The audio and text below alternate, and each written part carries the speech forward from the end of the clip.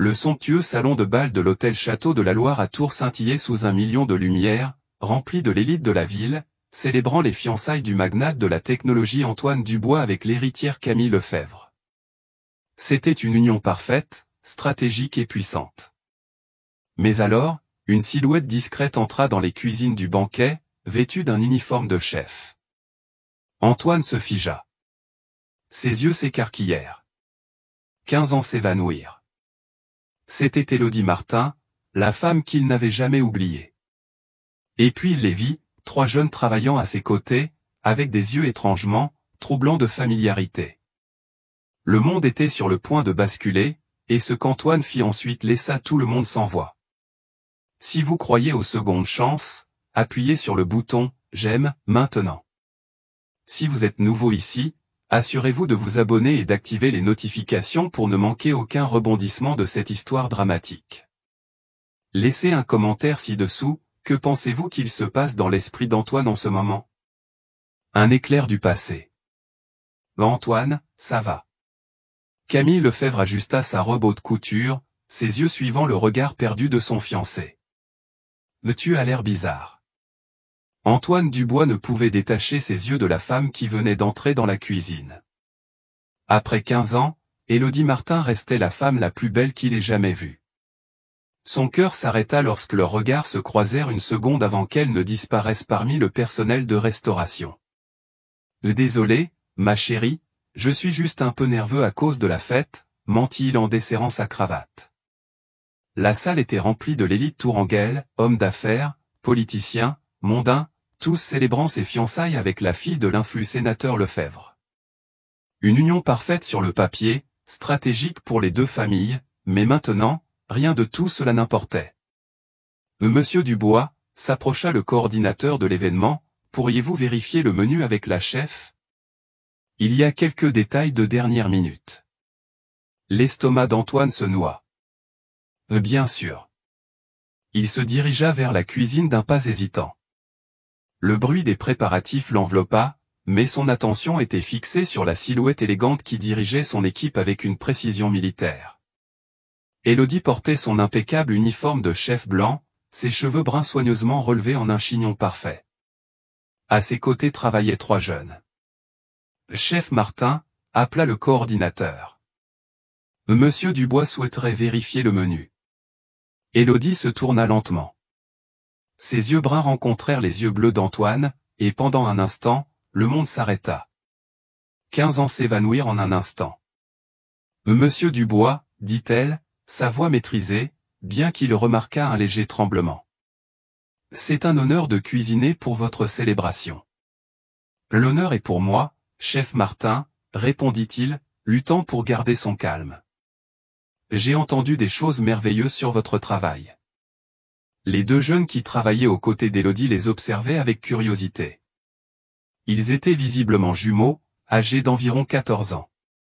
Le garçon avait les cheveux châtains clairs et des yeux bleus étrangement familiers. La fille possédait les traits délicats d'Élodie, mais avec la même intensité dans le regard. Permettez-moi de vous présenter mes assistants, dit Élodie, sa voix à peine audible. Lucas et Chloé, mes enfants. Et Théo, ajouta-t-elle en désignant un garçon plus jeune qui organisait des ustensiles. Mon fils également. Enchanté de vous rencontrer. Lucas tendit la main avec assurance. Maman dit que vous avez une entreprise technologique. J'apprends à programmer. La poignée de main du garçon était ferme, son sourire sincère. Antoine ressentit une étrange connexion, comme s'il voyait un reflet de lui-même à cet âge. Vraiment? Quel langage apprends-tu? Principalement Python et JavaScript. J'aime créer des applications. Chloé s'approcha timidement. Moi, je préfère cuisiner. Maman m'apprend les techniques françaises. Chloé a un talent naturel, intervint Élodie, son orgueil maternel évident. Mais elle crée déjà ses propres recettes. Antoine étudia les visages des jumeaux. Quelque chose dans leurs traits lui donnait une troublante sensation de déjà-vu. Lucas, en particulier. Camille apparut à l'entrée de la cuisine, visiblement agacée. Je te cherchais partout. Les invités demandent après toi. J'arrive, ma chérie, s'excusa-t-il, mais il ne bougea pas. Camille évalua la scène avec des yeux calculateurs. Elle remarqua la tension entre Antoine et Élodie, la façon dont ils regardaient les enfants. Tout va bien avec le menu, demanda-t-elle avec une douceur feinte. Parfaitement, madame, répondit Élodie avec professionnalisme. Tout sera impeccable pour la célébration. Excellent. Antoine, viens. Nos invités attendent. Avant de partir, Antoine se tourna une dernière fois vers Élodie. Si vous avez besoin de quoi que ce soit, n'hésitez pas à me le dire. Leurs regards se croisèrent à nouveau, et dans cet échange, il y avait des années de questions sans réponse, de douleurs partagées, et un amour qui ne s'était jamais complètement éteint. De retour dans le salon principal, Camille s'accrocha possessivement à son bras. « Tu connais cette chef ? Pourquoi demandes-tu ? La façon dont tu la regardais, elle et ses enfants, surtout le garçon plus âgé. Il te ressemble étrangement. » Antoine sentit son sang se glacer, mais il garda son calme. « Ne sois pas ridicule, Camille. Ce n'est qu'une chef. » Mais tout en feignant de s'occuper des invités, son esprit s'emballait avec des calculs simples et terrifiants.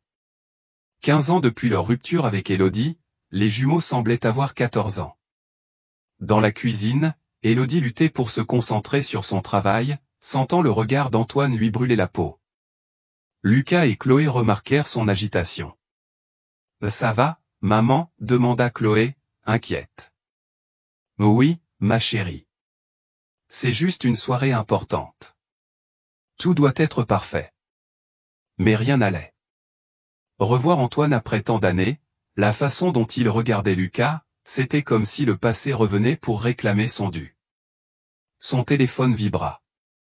C'était sa mère, Marguerite. « Bonjour, Élodie, ma chérie. Comment ça va là-bas ? » « Bien, maman. Tout est sous contrôle. » « Et les enfants ? » Lucas a dit que c'était un événement très élégant. Ils aident, ils se débrouillent merveilleusement bien. Antoine, passant près de la cuisine à ce moment-là, s'arrêta en entendant des bribes de la conversation. 14 ans déjà. Je n'arrive pas à croire comme les jumeaux ont grandi. Lucas ressemble de plus en plus à, tu sais. Je n'aurais jamais pensé que tu le reverrais. Le téléphone glissa des mains d'Élodie lorsqu'elle vit Antoine à l'entrée, le visage blême, les yeux écarquillés. Il avait entendu assez. 14 ans. Les jumeaux. Lucas ressemble de plus en plus à. La vérité le frappa comme un éclair. C'étaient ses enfants.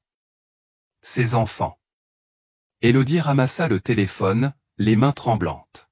« Maman, je te rappelle plus tard. » Elle se redressa pour affronter Antoine, mais lorsqu'elle leva les yeux, il avait disparu. Antoine ne dormit pas de la nuit.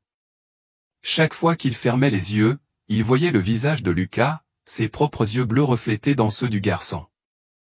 À 6 heures du matin, il était déjà habillé et dans sa Citroën, roulant à travers les rues désertes de Tours. Il ne fut pas difficile de trouver le bistrot saveur authentique, dans un quartier de classe moyenne. Sur une rue tranquille bordée de petites boutiques. L'endroit était modeste mais chaleureux, avec de grandes vitrines laissant voir un intérieur accueillant et familial. Élodie était à l'intérieur, préparant la pâte pour le pain du jour. Elle semblait différente sans son uniforme de chef, plus détendue dans un jean et un chemisier simple. Lorsqu'elle le vit à travers la vitre, elle se figea. Antoine entra sans frapper. La sonnette de la porte annonça son arrivée. « Sont-ils à moi ?» demanda-t-il directement, sans salutation ni préambule. Isabelle posa la pâte et s'essuya les mains sur son tablier. « Je ne sais pas de quoi tu parles. »« Ne me mens pas, Isabelle. Je t'ai entendu hier soir. » 14 ans. Les jumeaux. Daniel ressemble de plus en plus à qui, Isabelle ? À qui ressemble Daniel ? Elle le regarda avec un mélange de défi et de douleur. Après 15 ans, tu viens ici pour me poser des questions. Ce sont mes enfants, cria-t-il, perdant son sang-froid. Pourquoi ne me l'as-tu pas dit? Pourquoi faire? Rétorqua Isabelle en haussant la voix à son tour. Pour que ta famille les menace comme elle m'a menacé? Pour que tu les rejettes comme tu m'as rejeté? Je ne t'ai jamais rejeté. Ma famille m'y a forcé. À ta famille, toujours ta famille. Isabelle éclata d'un rire amer. Sais-tu ce que tes avocats m'ont dit quand j'ai découvert que j'étais enceinte? Que si je te cherchais ou essayais de te contacter, ils détruiraient ma famille, qu'ils enverraient mon père en prison pour des dettes inventées, qu'ils nous prendraient notre maison. Richard sentit comme un coup de poing dans l'estomac. Tu étais enceinte quand nous avons rompu? J'avais 6 semaines. Je l'ai appris 2 jours après que tu m'as dit que tout était fini, que ta famille n'accepterait jamais une femme comme moi. Les larmes coulaient sur les joues d'Isabelle, mais sa voix restait ferme. Alors j'ai pris une décision. Mes enfants n'allaient pas grandir en étant rejetés par une famille qui les verrait comme une erreur. Ils n'allaient pas vivre comme les bâtards d'un multimillionnaire. Isabelle, j'ai travaillé à 3 emplois tout en étudiant la gastronomie le soir. Daniel et Clara m'accompagnaient en cours quand je n'avais personne pour les garder. J'ai construit tout ça toute seule, dit-elle en désignant le restaurant. Et quand les parents d'Alexandre sont morts il y a 3 ans, je l'ai adopté lui aussi, parce que c'est ce que fait une vraie famille. On prend soin les uns des autres. Richard s'approcha lentement. Où sont-ils maintenant? À l'école, comme tous les enfants normaux. Je veux les rencontrer. Je veux faire partie de leur vie. Et ton engagement, ta vie parfaite de multimillionnaire? Rien de tout ça n'a d'importance. Ce sont mes enfants, Isabelle. Elle l'observa longuement. Comment puis-je être sûr que tu ne disparaîtras pas à nouveau quand ta famille l'apprendra? Parce que je ne suis plus l'homme que j'étais il y a 15 ans. Isabelle s'assit à l'une des tables du restaurant. Elle semblait épuisée, comme si elle portait le poids du monde sur ses épaules depuis trop longtemps. Daniel veut étudier l'ingénierie informatique. Il est brillant, comme tu l'étais. Clara rêve de devenir chef, mais elle adore aussi la chimie. Alexandre est notre rayon de soleil. Il trouve toujours un moyen de nous faire rire quand les choses deviennent difficiles. Savent-ils que leur père est un multimillionnaire qui les a abandonnés avant leur naissance? Non. Je leur ai dit que leur père était mort dans un accident quand ils étaient bébés. La révélation le frappa comme une gifle. Tu leur as dit que j'étais mort? C'était plus facile que de leur expliquer la vérité, que leur père a choisi son argent et sa famille avant eux. À cet instant, la porte du restaurant s'ouvrit et une femme élégante aux lunettes noires entra. Sophie avait suivi Richard. Alors c'est ici que tu étais, dit-elle d'une voix froide. Nous devons parler, chérie. Isabelle se leva immédiatement. Je pense qu'il vaudrait mieux que vous partiez. Au contraire, Sophie ôta ses lunettes et évalua l'endroit avec dédain. Je pense que nous devons tous clarifier certaines choses. Elle s'adressa directement à Isabelle. Combien veux-tu? Pardon? Pour disparaître de nos vies, pour ne pas ruiner le mariage. Combien? Isabelle regarda Richard avec mépris. Je vois que tu es toujours le même lâche. Tu envoies ta femme faire ton sale boulot. Je ne l'ai pas envoyée, protesta Richard. 5 millions d'euros, interrompit Sophie, pour que tu prennes tes enfants et que tu disparaisses loin d'ici sans jamais recontacter Richard. Le silence qui suivit fut assourdissant. Isabelle s'approcha lentement de Sophie jusqu'à être face à elle. Madame, vous pouvez avoir tout l'argent du monde, mais il y a des choses qui ne s'achètent pas. La dignité en fait partie. Alors prenez vos 5 millions et quittez mon restaurant. Sophie sourit cruellement. Tu ne sais pas à qui tu t'attaques. Ma famille a du pouvoir dans ce pays, et j'ai quelque chose que tu n'auras jamais. Isabelle ouvrit la porte. Le respect de mes enfants et la satisfaction d'avoir gagné chaque centime que je possède.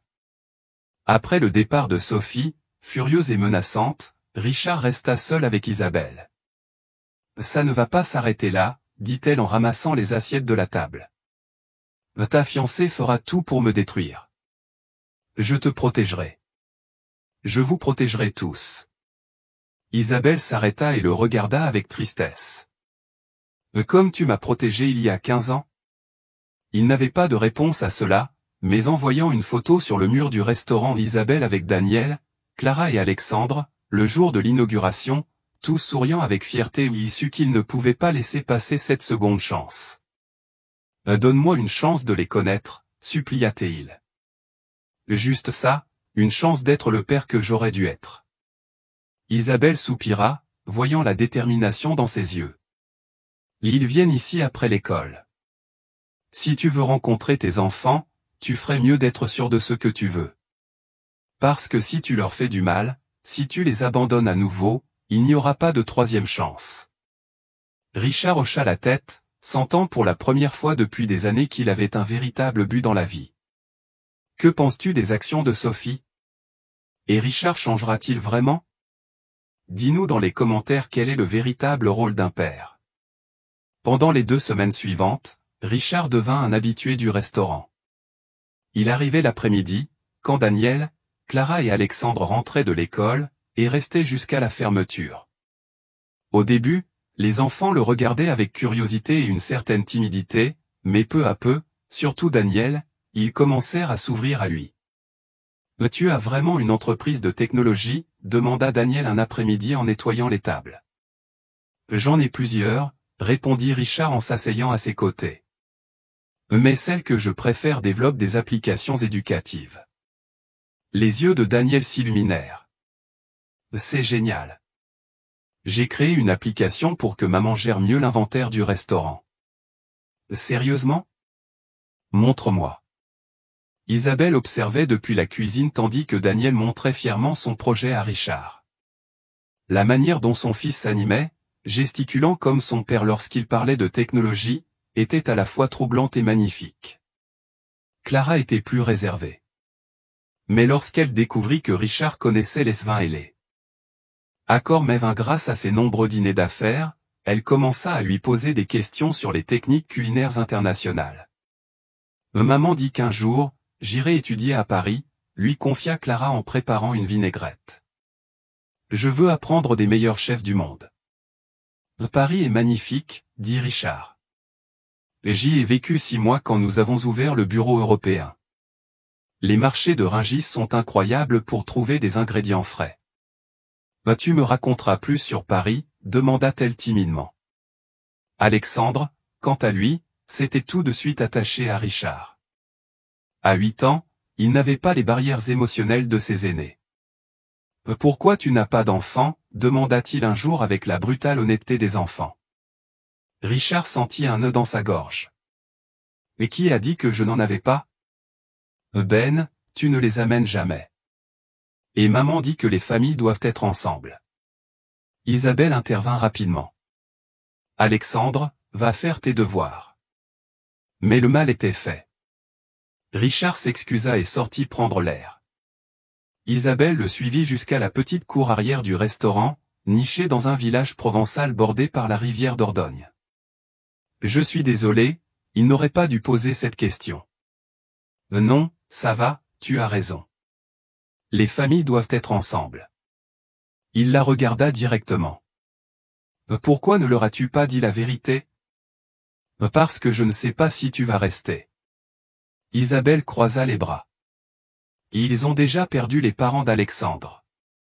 Je ne veux pas qu'ils vivent un autre abandon. » À cet instant, Daniel apparut à la porte.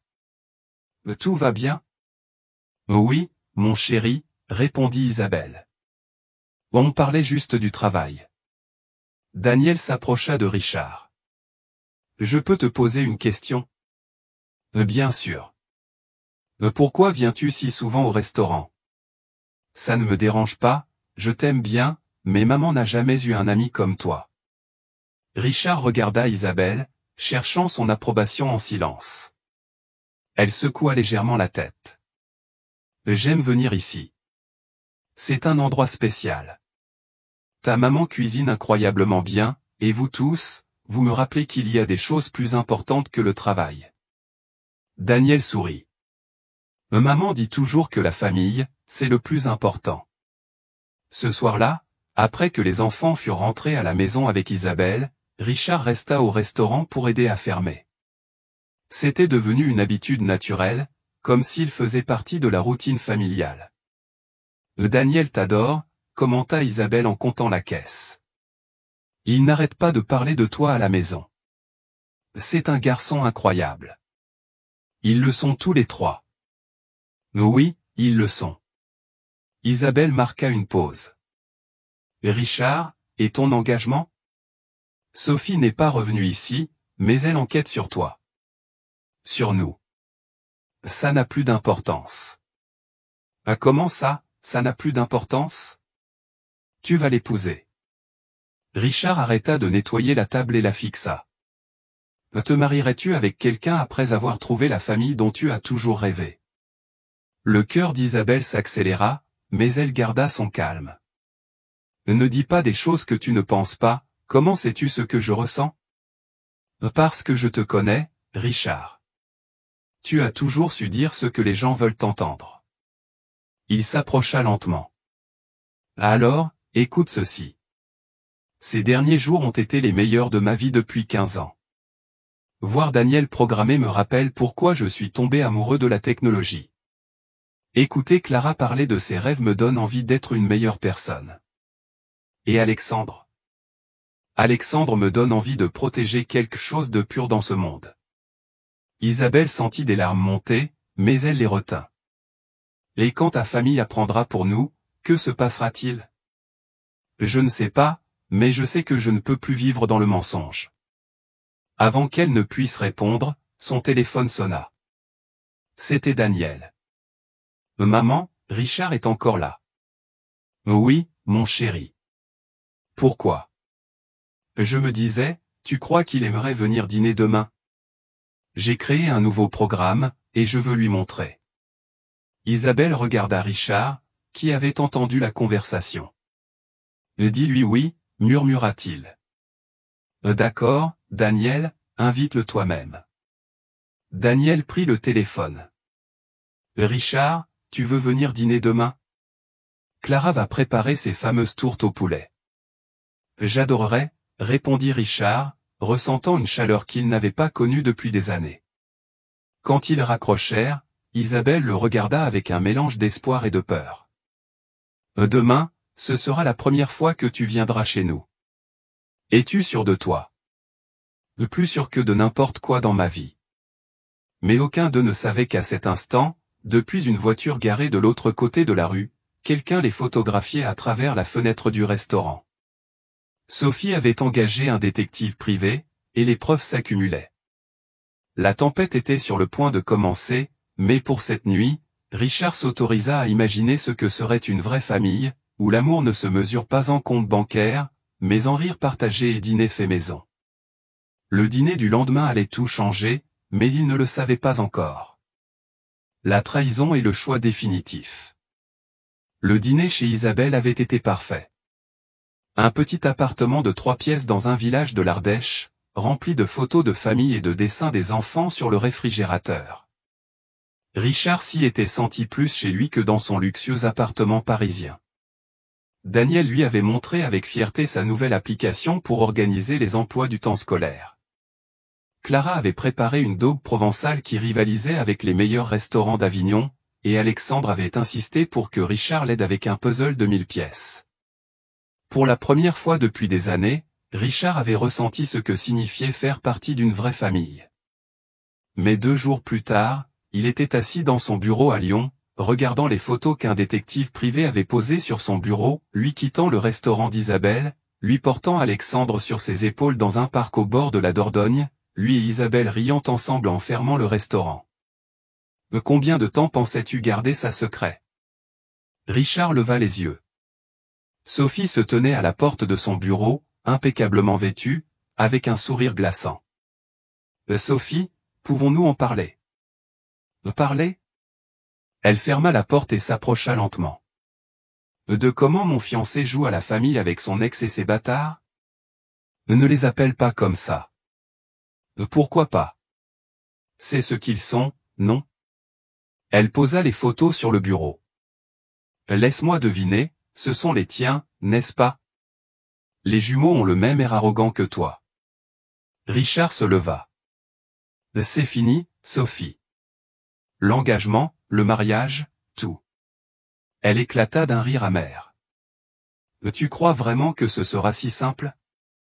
Ma famille a déjà dépensé une fortune pour ce mariage. Nos familles ont signé des accords commerciaux basés sur notre union. Je rembourserai chaque centime dépensé. Il ne s'agit pas d'argent, chérie. Il s'agit de réputation, de pouvoir. Sophie s'approcha. Si tu annules ce mariage publiquement, je m'assurerai de détruire ta chère chef et ses enfants. Que veux-tu dire? Mon père a des contacts dans l'immigration, les services sociaux, les médias. Je peux faire fermer son restaurant pour des prétendues violations sanitaires. Je peux faire enquêter sur ses finances, remettre en question sa capacité à avoir la garde de ses enfants. Le sang de Richard se glaça. Tu n'oserais pas. Mets-moi au défi. Ses yeux brillaient de malice. À moins que... À moins que quoi? À moins que tu mettes fin à tout ça maintenant. À moins que tu ne revoies plus cette femme ni ses enfants. À moins que nous poursuivions le mariage comme si de rien n'était. À cet instant, la porte du bureau s'ouvrit sans préavis. Benjamin Dupont, son associé et meilleur ami de l'université, entra avec un sourire qui n'atteignait pas ses yeux. Désolé de vous interrompre, mais nous devons parler des contrats de fusion. Richard fronça les sourcils. Quel contrat? Nous n'avons aucune fusion prévue. Benjamin et Sophie échangèrent un regard qui n'échappa pas à Richard. Les contrats que tu as signés la semaine dernière, dit Benjamin lentement. Tu ne t'en souviens pas? Je n'ai rien signé. Bien sûr que si. Sophie sortit des documents de son sac. Les voici, avec ta signature, transfert d'actions, accord d'investissement. Richard prit les papiers et le s'examina rapidement. Sa signature était là, mais il n'avait jamais vu ces documents. Ce sont des faux. Des faux? Benjamin s'approcha. Allons, Richard. Je sais que tu as été distrait ces derniers temps. Soudain, Richard comprit tout. La manière dont Benjamin avait insisté pour être témoin de ses signatures récemment. Le temps que Sophie passait dans son bureau sans prévenir, les documents soi-disant urgents nécessitant son autorisation. Vous deux.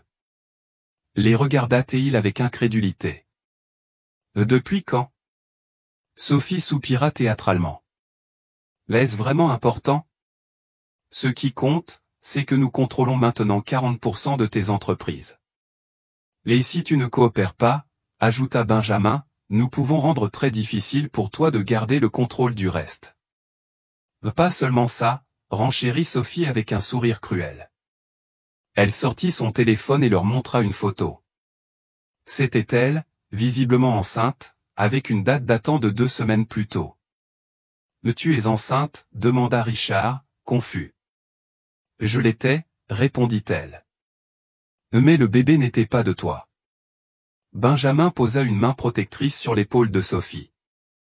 C'était le mien. Sophie a perdu le bébé la semaine dernière, mais nous avons tous les documents médicaux prouvant la grossesse. Et qu'est-ce que ça a à voir avec moi? C'est simple, dit Sophie. Si tu ne vas pas jusqu'au bout avec le mariage, nous dirons à tout le monde que tu m'as abandonné pendant ma grossesse, que tu m'as trompé avec cette chef alors que j'attendais ton enfant. Les médias vont adorer cette histoire. Richard s'effondra lourdement dans son fauteuil.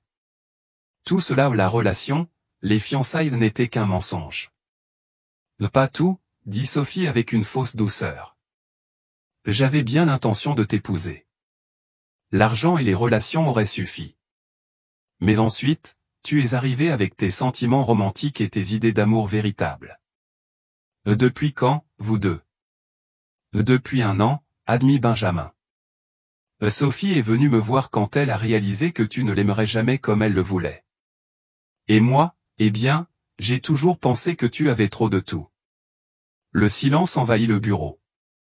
Richard digéra la trahison, la manipulation, les anéestes mensonges. Qu'est-ce que vous voulez exactement? Que tu ailles jusqu'au bout du mariage, dit Sophie. Que tu sauves les apparences pendant 1 an ou 2.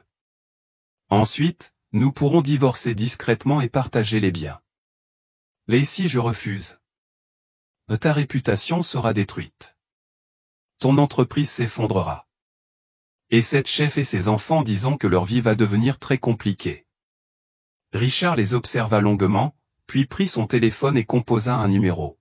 « Qu'est-ce que tu fais » demanda Benjamin, nerveux. « J'appelle mon avocat » répondit Richard, puis un expert comptable, et ensuite un détective privé. C'est fini. Il se leva, les interrompant. « Je ne sais pas ce que vous allez faire, mais je ne vais pas continuer à vivre ce mensonge. » Sophie et Benjamin échangèrent des regards paniqués. « Si tu fais ça, » menaça Sophie, « je détruirai Isabelle Martin et ses enfants. Je te le promets. » Richard la fixa avec une froideur qu'elle n'avait jamais vue. « L'essaie, mais je t'assure que si tu touches à ma famille, tu découvriras de quoi je suis capable quand je me bats vraiment pour ce que j'aime. » Quand ils quittèrent son bureau, Richard resta seul, entouré des débris de son ancienne vie. Mais pour la première fois depuis des années, il se sentit libre. Maintenant, il devait protéger Isabelle et les enfants. La guerre avait commencé. Cela devient intense. Que penses-tu de la posture défiante de Richard? Parviendra-t-il à protéger sa nouvelle famille? Abonne-toi et partage tes pensées dans les commentaires. L'heure du règlement de compte et un dernier adieu. Isabelle sut immédiatement que quelque chose n'allait pas quand Richard entra dans le restaurant, situé dans un charmant village des Vosges. Il avait le visage pâle et des cernes profonds, comme s'il n'avait pas dormi depuis des jours. « Et que s'est-il passé » demanda-t-elle immédiatement, interrompant la préparation de sa pâte à pain. Richard regarda autour de lui. Daniel était à une table, occupé à faire ses devoirs. Clara aidait en cuisine, et Alexandre jouait avec des blocs dans un coin. « Nous devons parler seuls. » Isabelle hocha la tête, un nœud dans l'estomac. « Les enfants, vous pouvez aller dans la cour arrière un moment? Prenez les jeux de société. » Une fois seul, Richard lui raconta tout, la trahison de Sophie et Benjamin, les menaces, les documents falsifiés. Isabelle écouta en silence, son visage se durcissant à chaque mot. « Donc, c'était vrai, dit-elle enfin. Tu n'as pas changé du tout. De quoi parles-tu? Tu es toujours le même homme qui place son monde d'argent et de pouvoir au-dessus de tout le reste. Combien de temps pensais-tu garder ça secret, Isabelle? Tu ne comprends pas? J'ai rompu avec Sophie, j'ai annulé le mariage. Et les enfants? Tu ne crois pas qu'ils vont souffrir quand tout ça explosera dans les médias? Quand le monde entier apprendra qu'ils sont les enfants secrets du millionnaire? Richard s'approcha d'elle. Je vais les protéger. Je vais te protéger. Comme tu m'as protégé il y a 15 ans? Avant qu'il ne puisse répondre, le téléphone d'Isabelle sonna. C'était un numéro inconnu. Bonjour, ici Isabelle Martin. Oui? Qui est-ce? C'est le service de protection de l'enfance. Nous avons reçu une plainte anonyme concernant les conditions de vie des mineurs dont vous avez la charge. Nous devons programmer une visite d'inspection. Isabelle sentit le sol se dérober sous ses pieds. Une plainte? De quel type? Présomption de négligence infantile et exploitation de mineurs. Des enfants travaillant dans le restaurant en dehors des heures scolaires. C'est ridicule. Mes enfants ne font que m'aider occasionnellement. Jamais? La visite est prévue pour demain à 10 heures. Bonne journée. Isabelle raccrocha, les mains tremblantes. Richard avait entendu une partie de la conversation. Ça a commencé, murmura-t-elle. Ils ont commencé à mettre leurs menaces à exécution. À cet instant, Daniel revint de la cour arrière. Maman, il y a des gens dehors qui prennent des photos du restaurant. Ce sont des journalistes. Isabelle regarda par la fenêtre. Effectivement, 2 hommes avec des appareils photo se tenaient de l'autre côté de la rue, dans ce petit village des Vosges. Ça suffit, dit-elle, prenant une décision qu'elle avait repoussée. Les enfants, venez ici. Daniel, Clara et Alexandre s'approchèrent, sentant la tension dans l'air. Qu'est-ce qui se passe, maman, demanda Clara, inquiète. Isabelle prit une profonde inspiration et regarda Richard. Il hocha la tête, comprenant ce qu'elle s'apprêtait à faire. Il y a quelque chose que vous devez savoir, quelque chose que j'aurais dû vous dire il y a longtemps. Elle prit les mains de Daniel et Clara. Richard n'est pas juste un ami. Il est votre père. Le silence qui suivit fut assourdissant. Daniel fut le premier à réagir. Quoi? Il retira sa main de celle de sa mère. Notre père, celui qui est mort dans l'accident. Il n'est pas mort, Daniel. Je vous ai menti. Clara pâlit. Pourquoi? Pourquoi nous as-tu menti? Parce que c'était plus facile que d'expliquer qu'il avait une autre vie, une autre famille. Un mensonge, cria Daniel, les larmes aux yeux. Et tu m'as menti toute ma vie. Il courut vers la porte. Je ne veux plus entendre de mensonges. Clara le suivit, pleurant aussi. Je vous déteste tous les deux. Seul Alexandre resta, confus mais calme. Richard est le papa de Daniel et Clara? Oui, mon chéri. Isabelle s'agenouilla à sa hauteur, des larmes coulant sur son visage. Et il sera aussi mon papa. Si tu veux, oui. Oui. Alexandre serra Isabelle dans ses bras. Je veux. Richard est une bonne personne. Richard s'approcha et posa une main sur l'épaule du garçon. Et tu seras mon fils, Alexandre, pour tout ce qui compte. Mais la joie du moment fut interrompue quand Isabelle vit d'autres photographes arriver. C'est fini, dit-elle en se levant. Les enfants vont être poursuivis, pointés du doigt à l'école. Isabelle, non. Et Richard, c'est exactement ce que je craignais. Elle commença à ranger des affaires dans la cuisine. Je ne peux pas exposer mes enfants à ça. Qu'est-ce que tu fais? Ce que j'aurais dû faire depuis le début. Nous partons. Vous? À Bordeaux, chez ma sœur. On peut recommencer là-bas, loin de tout ce cirque. Richard lui prit le bras. Ne fuis pas encore. Je ne fuis pas. Je protège mes enfants. Elle se dégagea. Comme tu n'as jamais su le faire. Cette fois, ce sera différent. Je me battrai pour vous. Isabelle le regarda avec un mélange de douleur et de désespoir. Avec quel argent? Avec quel pouvoir? Tu viens de me dire que ton associé et ton ex-fiancé ont volé la moitié de ton entreprise. J'ai assez pour payer des avocats pendant qu'ils détruisent ma réputation et essaient de m'enlever mes enfants? Non, Richard, je ne mettrai pas en danger la seule chose qui compte vraiment. À cet instant, Daniel revint, plus calme mais les yeux rougis. Maman, il y a encore plus de gens dehors. J'ai entendu des hommes poser des questions sur nous à la voisine. Isabelle prit sa décision finale. Va préparer l'essentiel. On part ce soir. Pour toujours, demanda Alexandre. Je ne sais pas, mon chéri, mais pour l'instant, oui. Richard resta au milieu du restaurant, regardant la famille qu'il venait de retrouver s'effondrer sous ses yeux. Isabelle, donne-moi une semaine, juste une semaine pour régler ça. Elle s'arrêta à la porte de la cuisine. Tu as eu 15 ans, Richard. Les enfants et moi, nous ne pouvons plus attendre. Quand ils montèrent préparer leurs affaires, Richard resta seul. Il regarda autour de lui dans le restaurant, rempli des souvenirs des dernières semaines, les dessins d'Alexandre accrochés au mur, le coin où Daniel programmait, la table où Clara lui avait appris à distinguer les épices. Tout s'effaçait à nouveau, mais cette fois, il n'allait pas rester les bras croisés. Il prit son téléphone et commença à appeler ses avocats, des détectives privés, des contacts dans les médias. Si Sophie et Benjamin voulaient la guerre, il l'aurait. Mais quand il monta pour dire au revoir, il découvrit qu'ils étaient déjà partis. Il ne restait qu'une note sur la table de la cuisine: Richard, prends soin du restaurant jusqu'à ce qu'on décide quoi en faire.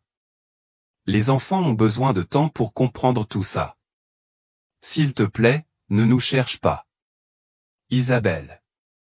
Pour la deuxième fois de sa vie, il avait perdu la femme qu'il aimait et ses enfants, mais cette fois, pas à cause de la pression familiale, mais à cause de ses propres choix. La différence était qu'il savait maintenant exactement pourquoi il valait la peine de se battre. Quel tournant déchirant des événements. Un nouveau départ, un espoir persistant. 6 mois plus tard, Isabelle s'essuyait les mains sur son tablier tout en vérifiant les réservations pour la soirée. Son nouveau restaurant à Bordeaux, également nommé Saveurs Sincères, rencontrait un succès inattendu. La cuisine maison et l'ambiance familiale avaient rapidement conquis les Bordelais. « Maman, j'ai fini mes devoirs », annonça Clara en rangeant ses livres dans son sac à dos. « Je peux t'aider avec le dîner spécial de ce soir ?»« Bien sûr, mon amour. » Et Daniel est encore dans sa chambre à programmer. Isabelle soupira. Daniel avait eu plus de mal à s'adapter au changement. Bien qu'il ne soit plus aussi en colère qu'au cours des premiers mois, il est resté réservé lorsqu'il s'agissait de parler de son père. Clara avait mieux digéré les révélations, mais parfois Isabelle la surprenait à regarder par la fenêtre avec une expression mélancolique. Alexandre, en revanche, s'était épanoui à Bordeaux. Il s'était fait de nouveaux amis à l'école et avait commencé à jouer au football dans une équipe locale. « Maman, » dit Alexandre en s'approchant alors qu'elle préparait des légumes, « tu crois que Richard nous cherche ?» C'était la question que tous évitaient, mais qui planait constamment dans l'air. « Je ne sais pas, mon chéri. »« Pourquoi demandes-tu ?»« Parce que cette nuit, j'ai rêvé de lui. Il m'apprenait à nouveau à utiliser son ordinateur. » Isabelle s'agenouilla à sa hauteur. « Il te manque ?»« Oui, il était drôle, et j'aimais comment tu avais l'air quand il était là. »« Ah, comment j'avais l'air ? » ?»« Heureuse, comme quand tu prépares ton plat préféré ou quand tu nous vois tous rire ensemble. » Avant qu'Isabelle ne puisse répondre, Daniel apparut dans la cuisine avec son ordinateur portable. « Maman, tu peux regarder quelque chose ?» Il s'était montré plus communicatif ces dernières semaines, surtout lorsqu'il s'agissait de ses projets technologiques. « Qu'est-ce que c'est ? » J'ai fait des recherches sur papa, sur son entreprise. Ce qui s'est passé après notre départ. Isabelle sentit un nœud dans l'estomac. « Daniel, non. Je voulais juste comprendre. Regarde ça. » Daniel lui montra plusieurs articles de presse en ligne. Les gros titres relataient le scandale: millionnaire annule un mariage à plusieurs millions d'euros. Un entrepreneur poursuit ses anciens associés pour fraude. La chute d'un empire technologique. Mais il y avait des articles plus récents qu'Isabelle n'avait pas vus. Richard avait vendu son entreprise principale et utilisé l'argent pour créer une fondation éducative. Il avait ouvert des centres technologiques dans des communautés à faible revenu à travers la France. « Regarde celui-là », dit Daniel en pointant un article récent. « Il a ouvert un centre de programmation ici, à Bordeaux, il y a 3 mois. C'est à seulement 20 minutes d'ici. » Le cœur d'Isabelle s'accéléra. « Il est ici, à Bordeaux ? » Selon ça, oui. Et regarde cet autre. Daniel changea de page. Il a gagné son procès contre Sophie et son associé.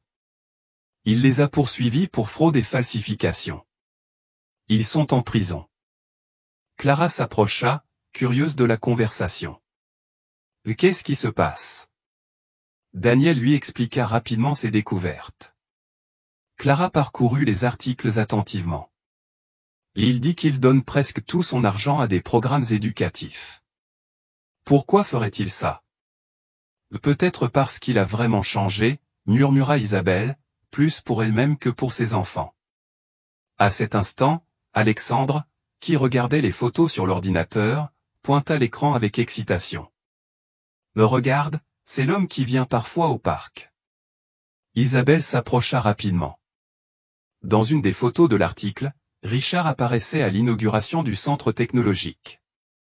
Il semblait différent, plus mince, moins formel, avec un sourire sincère alors qu'il enseignait à un groupe d'enfants. Quel homme, Alexandre? Quand je vais jouer au football le samedi, il y a parfois un monsieur qui regarde les entraînements de loin. Je pensais que c'était le papa d'un enfant de l'équipe, mais c'est lui.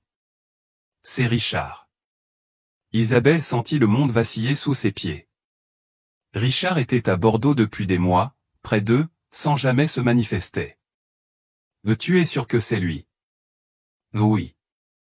Il m'a même fait un signe de la main une fois quand mon ballon a roulé près de l'endroit où il était assis. Daniel referma lentement son ordinateur. S'il est ici, pourquoi n'est-il pas venu nous voir? Isabelle n'avait pas de réponse. Respectait-il sa décision de rester à l'écart? Avait-il peur d'être rejeté? Ou avait-il vraiment trouvé une nouvelle vie sans eux? Maman, dit Clara doucement, tu crois qu'on pourrait, je ne sais pas, aller le voir, juste pour parler? Je ne sais pas si c'est une bonne idée. S'il te plaît, insista Daniel. Je veux juste lui poser des questions, comme pourquoi il a abandonné tout ce monde d'argent, et pourquoi il est ici mais ne nous a pas cherchés. Isabelle regarda les visages pleins d'espoir de ses enfants. Pendant 6 mois, elle avait essayé de les protéger de la douleur, mais peut-être leur avait-elle aussi refusé la possibilité de guérir. D'accord, dit-elle enfin. Mais on y va tous ensemble, et s'il ne veut pas nous voir, on respecte ça et on s'en va. D'accord? Les 3 enfants hochèrent la tête, excités. Et quand? Demanda Alexandre. Isabelle regarda l'horloge. Il était 16h un samedi. Maintenant. Allons-y maintenant, avant que je change d'avis. En se préparant à partir, Isabelle se demanda si elle prenait la bonne décision. Ils avaient construit une vie stable à Bordeaux, sans complications, sans douleur. Mais en voyant l'espoir dans les yeux de ses enfants, elle réalisa qu'il était peut-être temps de prendre un nouveau risque. Le centre technologique. Une retrouvaille sincère. Le centre technologique communautaire Côte d'Espoir était situé dans un quartier modeste de Bordeaux, bien loin des élégants immeubles corporatifs qu'Isabelle associait à la vie passée de Richard. C'était un bâtiment simple, peint de couleurs vives, avec une pancarte artisanale indiquant « Ici, tout le monde peut apprendre ». Isabelle gara la voiture, et les 4 restèrent un moment à observer l'endroit à travers les vitres.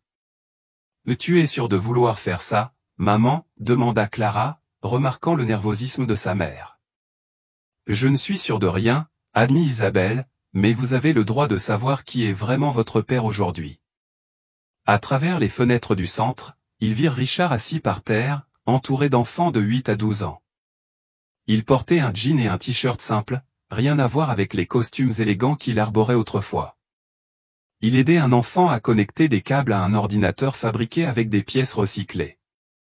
Et quand tu branches ce câble ici, le courant peut circuler et allumer la LED. Tu vois?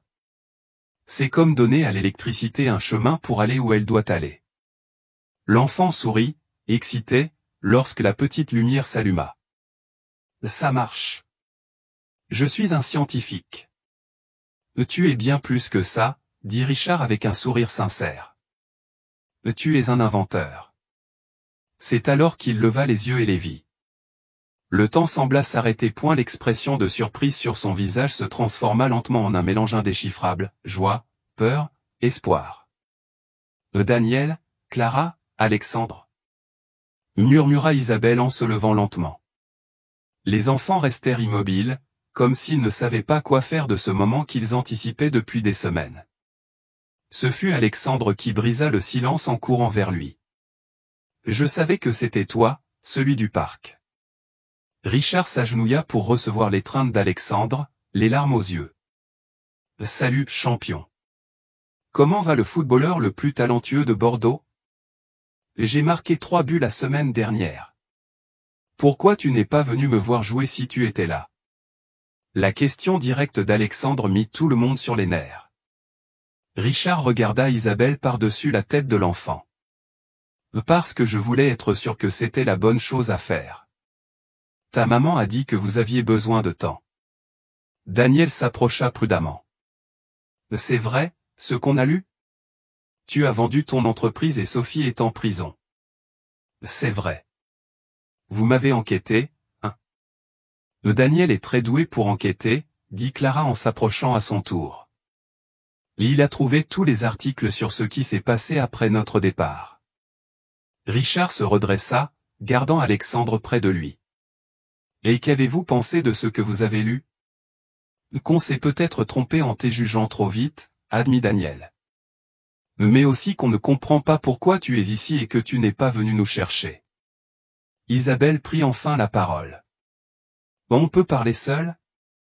Richard demanda à un volontaire de prendre en charge l'atelier et les conduisit dans un petit bureau à l'arrière du centre. C'était simple mais fonctionnel, avec des dessins d'enfants sur les murs et une vieille cafetière dans un coin.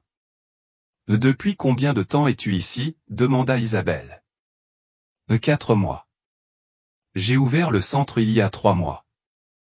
Et pourquoi pas? Parce que je respecte ta décision, l'interrompit-il. Tu as dit que vous aviez besoin de temps et d'espace.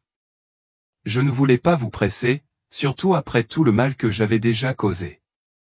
Clara parla timidement. Mais tu nous as vus au parc. Richard sourit tristement. Je voulais juste m'assurer que vous alliez bien, voir qu'Alexandre était heureux, que vous vous adaptiez. Je n'avais jamais prévu de m'approcher. Alors, pourquoi es-tu venu à Bordeaux? Demanda Daniel avec la franchise qu'il avait héritée de son père. Parce qu'après votre départ, j'ai réalisé que toute ma vie était un mensonge. L'argent, le pouvoir, les relations, rien de tout ça n'avait d'importance. Vraiment, la seule chose que je voulais, c'était être l'homme que vous méritiez comme père. Il s'assit sur le bord du bureau, regardant ses enfants. Alors j'ai tout vendu, réglé les procès, et décidé de recommencer en faisant quelque chose qui en valait vraiment la peine. Et ça en vaut la peine, demanda Isabelle, désignant l'espace autour d'eux. Plus que je ne l'imaginais. Ces enfants m'ont appris plus sur la vraie vie en 4 mois que je n'en ai appris en 35 ans. Alexandre, qui était resté silencieux, parla soudain. Tu vas repartir? La question tomba comme une bombe dans le petit bureau. Richard agenouilla devant Alexandre. Non, si tu ne veux pas que je parte. Je ne veux pas, dit Alexandre immédiatement. Daniel et Clara échangèrent un regard. On a besoin de temps pour réfléchir à tout ça, dit Daniel finalement. Bien sûr, répondit Richard. Isabelle avait observé l'interaction en silence. Ce Richard était différent, pas seulement dans ses vêtements ou son lieu de travail, mais dans quelque chose de plus profond, sa façon de parler, de regarder les enfants, sa patience. Que proposes-tu? Lui demanda-t-elle. Que tu me donnes une chance de prouver que je peux être le père que j'aurais dû être dès le début. Sans pression, sans grande promesse, juste être présent. Clara s'approcha et le serra soudain dans ses bras, surprenant tout le monde. Tu m'as manqué, murmura-t-elle contre son épaule. Daniel mit plus de temps, mais il s'approcha finalement. Toi aussi, tu m'as manqué. Mais si tu nous fais encore du mal. Je ne le ferai pas, promit Richard. Cette fois, il faudra me chasser pour que je parte. Une famille reconstruite, un avenir partagé. Au cours des semaines suivantes, ils commencèrent à reconstruire leur relation familiale, petit à petit. Richard venait au restaurant après le travail, aidait les enfants avec leurs devoirs et s'intégrait progressivement à leur routine quotidienne. Les samedis devinrent leur jour spécial, il emmenait Daniel explorer de nouveaux projets de programmation, cuisiner avec Clara, expérimentant des recettes internationales, et jouer au football avec Alexandre dans le parc. Isabelle observait ses enfants s'épanouir avec la présence constante de leur père. Daniel avait commencé à aider au centre technologique, enseignant aux plus jeunes. Clara planifiait des menus spéciaux pour collecter des fonds pour le centre, et Alexandre avait nommé Richard son entraîneur personnel de foot. Un dimanche après-midi, après la fermeture du restaurant, les 5 étaient assis autour de la petite table familiale, partageant un dîner qu'ils avaient préparé ensemble. Vous savez quoi, dit Richard en regardant autour de la table. C'est la première fois de ma vie que je me sens vraiment riche. Mais tu n'as plus d'argent, demanda Alexandre, confus. J'ai quelque chose de bien meilleur, répondit-il, prenant la main d'Isabelle pour la première fois depuis des mois. J'ai une famille. Isabelle sentit des larmes monter, mais c'étaient des larmes de bonheur. Ça veut dire que vous allez redevenir amoureux, demanda Clara avec un sourire malicieux. Richard regarda Isabelle, une question silencieuse dans les yeux. Ça veut dire qu'on va voir ce qui se passe, répondit-elle. Pas à pas, jour après jour. 6 mois plus tard, par une après-midi pluvieuse de décembre, Richard entra dans le restaurant avec quelque chose caché dans son dos. « Qu'est-ce que tu as là ?» demanda Isabelle avec méfiance. « Quelque chose que je voulais vous montrer à tous. » Il sortit des documents et les posa sur la table où les 4 étaient assis. C'est l'acte de propriété d'un terrain en périphérie de Bordeaux. Il est parfait pour construire une maison, si vous le voulez. Isabelle prit les papiers avec des mains tremblantes. Richard ? Ce n'est pas seulement pour nous. Il y a aussi de la place pour agrandir le centre technologique et peut-être ajouter une école de cuisine. Daniel pourrait avoir son propre laboratoire informatique, Clara, sa cuisine professionnelle. Et Alexandre, eh bien, Alexandre pourrait avoir la plus grande cour de tout Bordeaux pour jouer au foot. Les enfants s'enthousiasmèrent immédiatement, mais Isabelle avait besoin d'être sûre. C'est une proposition ? C'est une promesse, dit Richard en prenant ses mains. Une promesse que je veux construire quelque chose de vrai avec toi, pas par obligation, pas par culpabilité, mais parce que lorsque je suis avec toi, je suis la meilleure version de moi-même. Isabelle regarda les visages pleins d'espoir de ses enfants, puis les yeux sincères de l'homme qu'elle avait appris à aimer 2 fois. D'accord, murmura-t-elle, construisons quelque chose ensemble. Le baiser qui suivit fut interrompu par les cris de joie des enfants et les applaudissements des clients du restaurant, qui avaient observé discrètement. 3 mois plus tard, lors d'une petite mais parfaite cérémonie dans la cour arrière du restaurant, Isabelle Martin épousa Richard Sterling. Daniel accompagna sa mère jusqu'à l'hôtel improvisé.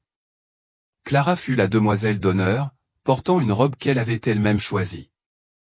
Et Alexandre porta les alliances avec le sérieux de quelqu'un qui comprend l'importance du moment. La célébration fut exactement ce dont Isabelle avait toujours rêvé, simple, authentique, entourée des gens qui les aimaient vraiment. Les enfants du centre technologique avaient fabriqué les décorations, les voisins du restaurant avaient apporté des plats à partager, et la musique fut assurée par un groupe local qui joua gratuitement, car un amour véritable mérite d'être célébré. Lorsque vint le moment des vœux, Richard ne s'adressa pas seulement à Isabelle. « Isabelle, je promets de t'aimer et de te respecter chaque jour de ma vie. Je promets d'être le compagnon que tu mérites et le père dont nos enfants ont besoin. Daniel, Clara, Alexandre, je promets que vous ne douterez plus jamais de mon amour ou de mon engagement envers cette famille. » Isabelle, des larmes de bonheur coulant sur ses joues, répondit, « Richard, je promets de te donner la chance d'être l'homme que tu veux être. Je promets de construire avec toi le foyer dont nous avons toujours rêvé, et je promets que cette fois, lorsque les tempêtes arriveront, nous les affronterons ensemble. » Le reste de la soirée se perdit dans un mélange de rires, de danse et d'étreinte. Lorsque tout le monde fut parti et que la famille resta seule à ranger, Richard s'arrêta pour observer la scène, Isabelle rangeant les assiettes du dîner, Daniel pliant les chaises, Clara organisant les cadeaux, et Alexandre, endormi sur une chaise avec un sourire sur le visage. C'était parfait dans son imperfection, réel dans sa simplicité. Il avait enfin trouvé le foyer qu'il avait toujours cherché, et cette fois, il savait exactement comment le protéger. Les saveurs du vrai bonheur. 2 ans après le mariage, l'arôme de cannelle et de chocolat flottait dans la cuisine du bistrot Saveur Sincère. C'était une tranquille après-midi de dimanche, et la famille Sterling Martin travaillait en parfaite harmonie pour préparer le menu spécial de la semaine. Isabelle, avec les cheveux désormais un peu plus courts et quelques mèches grises qu'elle refusait de teindre car Richard disait qu'elle lui donnait de la sagesse supervisait, tandis que Clara, maintenant âgée de 16 ans, perfectionnait sa nouvelle création, des tourtes au poulet avec une touche française apprise lors d'un stage d'été. Maman, tu penses qu'elles sont prêtes? Demanda Clara en soulevant délicatement le couvercle du panier vapeur. Laisse-moi goûter. Isabelle prit une petite bouchée, et ses yeux s'illuminèrent. Parfaite. L'Institut culinaire de Lyon sera fier de t'accueillir l'année prochaine. Clara sourit, rayonnante. Elle avait été acceptée dans l'une des meilleures écoles de cuisine de France, et bien que la fierté l'envahisse, elle ressentait aussi une nostalgie à l'idée de quitter sa famille. « Tu es sûr que je ne vais pas trop vous manquer ? » « Tu nous manqueras tous les jours, » intervint Richard, entrant dans la cuisine avec Alexandre. « Mais nous savons aussi que tu reviendras en étant une chef incroyable. » Alexandre, maintenant âgé de 10 ans et avec un ballon de foot toujours sous le bras, s'approcha pour enlacer sa sœur. « Quand tu reviendras, tu cuisineras pour toute mon équipe, d'accord ? » « Bien sûr, champion. Je vais inventer une recette spéciale pour fêter votre victoire au championnat régional. » Daniel apparut depuis la salle principale du restaurant, où il avait installé un nouveau système de sonorisation qu'il avait lui-même programmé. À 18 ans, il avait tellement grandi qu'il dépassait Richard, mais il conservait la même intensité dans le regard lorsqu'il parlait de technologie. « Papa, le système est prêt. Maintenant, les clients peuvent passer leurs commandes depuis leur table avec les tablettes que j'ai programmées. » Sérieusement ? Montre-moi. Richard le suivit avec enthousiasme dans la salle à manger. Isabelle observa sa famille se disperser dans le restaurant, chacun dans son élément, et ressentit une paix profonde qu'elle n'avait jamais connue auparavant. L'endroit était devenu bien plus qu'un commerce, c'était le cœur de leur communauté. Les murs étaient couverts de photos, la remise de diplôme de Daniel avec mention, Clara remportant son premier concours culinaire local, Alexandre brandissant un trophée de football, et des dizaines de photos des élèves du centre technologique que Richard avait établi à côté du restaurant. « À quoi penses-tu ? » demanda Richard, revenu en silence pour l'enlacer par derrière. « Là, il y a 3 ans, je n'aurais jamais imaginé qu'on pourrait être aussi heureux. » Seulement 3 ans. Je dirais 20 ans. Je ne savais pas qu'un tel bonheur était possible. Isabelle s'appuya contre son torse, sentant la solidité de sa présence. Richard avait tenu toutes ses promesses. Il avait été présent à chaque spectacle scolaire, chaque match de foot, chaque expérience culinaire de Clara et chaque projet de programmation de Daniel. Mais plus important encore, il avait été là dans les moments difficiles, quand Daniel avait eu des problèmes avec des camarades qui se moquaient de lui pour être le fils du millionnaire, quand Clara avait douté de ses compétences culinaires après un échec dans un concours, et quand Alexandre pleurait ses parents biologiques lors des dates spéciales. « Tu sais quel jour c'est demain ? » demanda Isabelle. « L'anniversaire du jour où nous nous sommes retrouvés au centre technologique. 3 ans exactement, et ce sont les meilleures années de ma vie. » Richard la fit pivoter pour la regarder. « Eh bien, techniquement, les 2 dernières années en tant que ton mari ont été les meilleures, mais ces premiers mois comptent aussi. » Isabelle rit. « Même quand Daniel ne te parlait pas et que Clara pensait que tu étais un imposteur ? Surtout à ce moment-là, parce que vous m'avez prouvé que vous n'étiez pas une famille facile à impressionner. J'ai dû vraiment gagner votre amour. » À cet instant, des éclats de rire résonnèrent depuis la cour arrière. Par la fenêtre, ils pouvaient voir Daniel enseigner les bases de la programmation à un groupe d'enfants du quartier, tandis que Clara leur expliquait comment faire des sablés. Alexandre dirigeait un match de foot improvisé avec les plus jeunes élèves. « Regarde ça », dit Richard en pointant la scène. « Sans nous en rendre compte, nous avons élevé 3 professeurs. Toi aussi, tu les as élevés. » Isabelle posa sa main sur celle de Richard. « Daniel a ta patience pour expliquer les choses compliquées. Clara a ta détermination quand elle se fixe un objectif. Alexandre a ton talent pour faire en sorte que les gens se sentent spéciaux. Alexandre a ton cœur généreux. Clara a ta créativité. Daniel a ta force. » Ils restèrent silencieux un moment, observant leurs enfants construire une communauté avec la même aisance naturelle que lorsqu'ils avaient reconstruit leur famille. « Regrettes-tu parfois ?» demanda Isabelle. « D'avoir tout laissé derrière, de vivre si différemment de ta vie d'avant. » Richard la regarda avec une surprise sincère. « Tu me demandes si je regrette d'avoir eu plus d'argent que je ne pouvais en dépenser? Des employés qui me craignaient plutôt que de me respecter? Une vie vide remplie de choses qui n'avaient pas d'importance ?» Il marqua une pause. « Isabelle, avant, j'avais tout ce que l'argent pouvait acheter, mais j'étais complètement seul. Maintenant, j'ai une famille qui m'aime, un travail qui a du sens et une communauté que nous avons créée ensemble. Si je devais choisir à nouveau, je ferais le même choix 1000 fois. » Clara s'approcha depuis la cour, interrompant ce moment intime. « Maman, papa, les enfants veulent savoir s'ils peuvent rester pour le dîner. » Leurs mamans ont déjà dit oui. « Bien sûr, » répondit Isabelle. « Combien sommes-nous? » « Une quinzaine, » sourit Clara. « Je sais déjà ce que je vais cuisiner, mon célèbre riz frit au poulet que tout le monde adore. » Tandis que Clara commençait à sortir les ingrédients, Isabelle et Richard échangèrent un regard complice. Leurs dîners familiaux s'étaient naturellement étendus à la moitié du quartier, et aucun des deux n'aurait voulu qu'il en soit autrement. Daniel entra en courant, excité. « Papa, Anna a réussi à faire fonctionner son programme. Elle peut maintenant faire dessiner des formes géométriques à l'ordinateur. C'est incroyable. Tu lui as dit que ça signifie qu'elle est prête à apprendre les animations? » « Oui, mais elle veut d'abord finir son programme pour aider sa maman avec la comptabilité de sa boutique. » Richard sourit, fier. « Cette fille ira loin. » Alexandre déboula dans la cuisine, en sueur mais heureux. « Maman, on peut faire de la limonade pour tout le monde? On a soif après le match. » « Bien sûr, mon chéri. » « Qui a gagné? » « Un match nul, mais c'était amusant. Léo dit que son frère, qui est à l'université, veut te rencontrer, papa. Il veut aussi étudier la programmation. Dis-lui de venir quand il veut.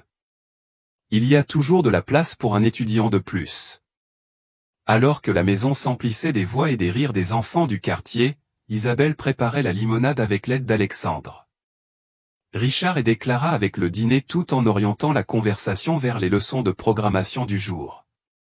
Daniel organisait une sorte d'exposition improvisée où chaque enfant montrait ce qu'il avait appris. Lorsqu'ils s'assirent enfin pour dîner autour de tables improvisées avec des planches et des tréteaux. Car la table familiale n'était pas assez grande pour 15 personnes, Isabelle observa la scène avec émerveillement. Il y a 3 ans, elle était une mère célibataire luttant pour joindre les deux bouts, protégeant farouchement ses enfants d'un monde qui ne les comprenait pas.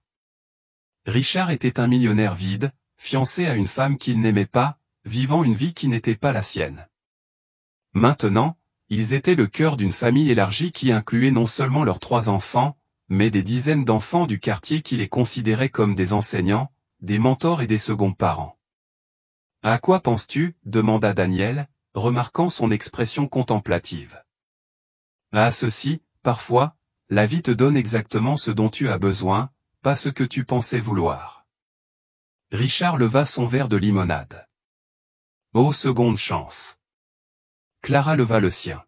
« Oh, famille qu'on choisit. » Daniel poursuivit, « À trouver l'endroit où l'on appartient. » Alexandre, ne voulant pas être en reste, leva son verre avec solennité, au meilleur papa du monde et à la meilleure maman de l'univers.